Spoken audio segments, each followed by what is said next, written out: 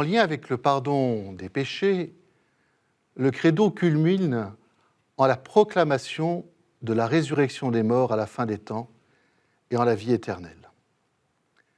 Commençons par la résurrection de la chair. Le terme « chair » employé ici désigne la condition mortelle de l'homme. Croire à la résurrection de la chair, c'est croire qu'après la mort, il n'y aura pas seulement que l'âme immortelle qui continuera à vivre, mais que même nos corps mortels reprendront vie un jour et que nous redeviendrons ainsi totalement nous-mêmes.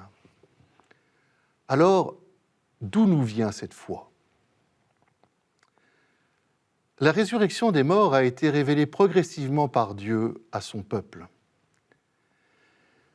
Cette espérance est une conséquence intrinsèque de la foi en un Dieu créateur de l'homme tout entier, âme et corps, et de l'alliance fidèle de Dieu avec Abraham et sa descendance. Elle est dans la logique de l'amour que Dieu porte à l'humanité. C'est dans cette double perspective que la Bible exprimera peu à peu la foi en la résurrection. L'Ancien Testament en parle plusieurs fois, et dans l'Évangile, on voit aussi que les pharisiens et bien des contemporains du Christ espéraient la résurrection des corps. Jésus l'enseigne fermement.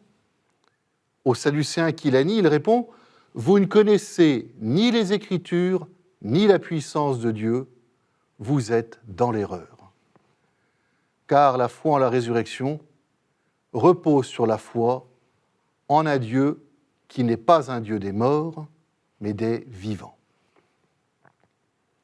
Mais il y a plus. Jésus lie la foi en la résurrection à sa propre personne. « Je suis la résurrection et la vie », dit-il. C'est Jésus lui-même qui ressuscitera au dernier jour ceux qui auront cru en lui. Il en donne dès maintenant un signe en rendant la vie à certains morts, même si cette revivification est d'un autre ordre que la résurrection définitive, puisque ces personnes mourront de nouveau. La résurrection finale, elle, est définitive. Ainsi, les chrétiens croient et espèrent que, de même que le Christ est vraiment ressuscité des morts et qu'il vit pour toujours, de même, après leur mort, les justes vivront pour toujours avec lui et qu'il les ressuscitera au dernier jour. Croire en la résurrection des morts a été dès le départ un élément essentiel de la foi chrétienne. Pour saint Paul, il est évident que si le chrétien croit en la résurrection du Christ, il croit aussi nécessairement à celle de tout homme. Nous proclamons que le Christ est ressuscité d'entre les morts, dit-il.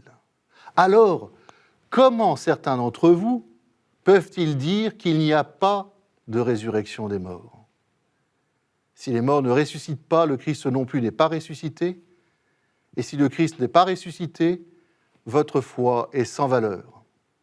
Et donc, même ceux qui sont morts dans le Christ sont perdus.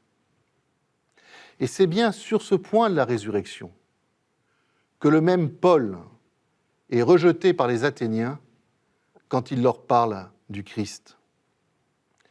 On voit donc que dès le début, cette foi chrétienne en la résurrection a rencontré incompréhension et opposition. Et aujourd'hui encore, beaucoup de gens acceptent qu'après la mort, la vie de la personne humaine continue d'une façon spirituelle, où ils pensent que l'âme se réincarne dans un autre corps.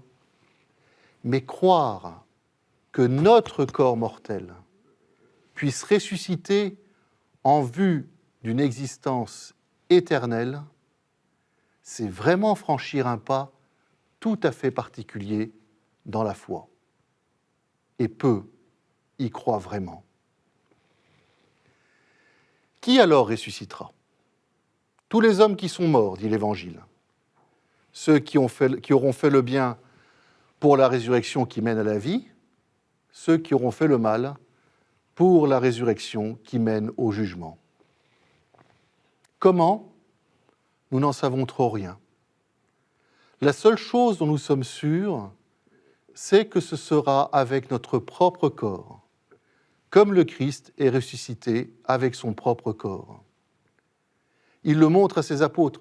« Regardez mes mains et mes pieds, c'est bien moi. » Mais nous savons aussi que le corps ressuscité de Jésus a des propriétés différentes, qui ne sont plus celles de la vie terrestre. Saint Paul en déduira alors que tous ressusciteront avec leur propre corps, celui qu'ils ont maintenant, mais que ce corps sera transfiguré en corps de gloire, en corps spirituel. Ce comment de la résurrection dépasse donc notre imagination et notre compréhension. Cela ne peut être qu'une question de foi. Quand se passera la résurrection ? L'Évangile dit que ce sera au dernier jour. C'est ce que nous appelons la fin du monde, qui est le retour du Christ parmi nous, comme le dit saint Paul. Lui-même, le Seigneur, au signal donné par la voix de l'archange et la trompette de Dieu, descendra du ciel, et les morts qui sont dans le Christ ressusciteront en premier lieu. Mais s'il est vrai que le Christ nous ressuscitera au dernier jour, il est vrai aussi que, d'une certaine façon, nous sommes déjà ressuscités avec lui. En effet, grâce à l'Esprit Saint, la vie chrétienne est dès maintenant sur terre une participation à la mort et à la résurrection du Christ. Voilà pourquoi Paul proclamera « Ensevelis avec le Christ lors du baptême, vous en êtes aussi ressuscités avec lui, parce que vous avez cru en la force de Dieu qui l'a ressuscité des morts. Du moment donc que vous êtes ressuscités avec le Christ, recherchez les choses d'en haut, là où se trouve le Christ, assis à la droite de Dieu. » Nous sommes donc appelés à vivre chaque jour de notre propre résurrection. Celle-ci nous ouvre à la vie éternelle. C'est ce que nous aborderons dans notre prochain entretien. À très bientôt.